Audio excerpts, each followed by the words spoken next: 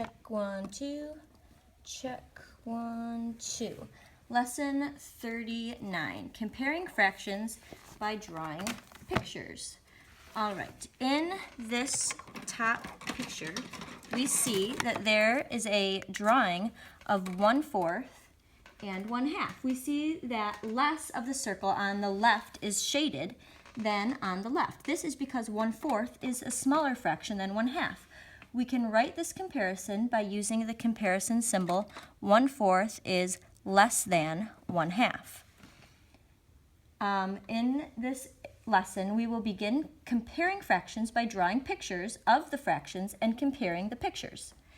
Example, Amanda finished her math lesson in 1/3 of an hour. Jan finished the lesson in 1/2 an hour. Who took longer to finish the lesson?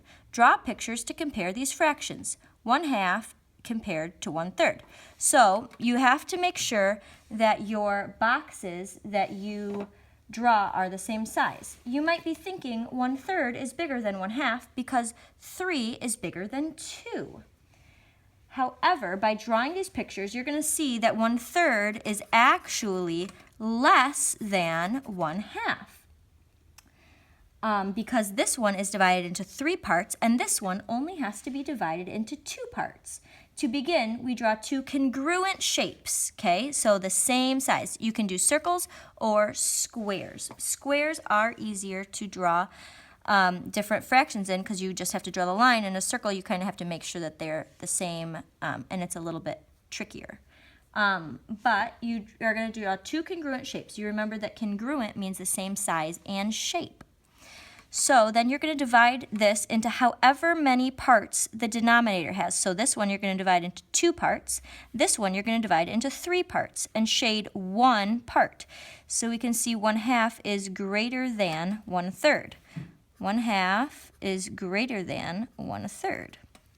These fractions are written in order from least to greatest. 1/9 is smaller than 1/8, which is smaller than 1/7, which is smaller than 1/6, smaller than 1/5, smaller than 1/4, smaller than 1/3, and 1/2 is the largest. So what conclusion can be made about fractions when the numerator is the same? The conclusion can be that the larger the denominator,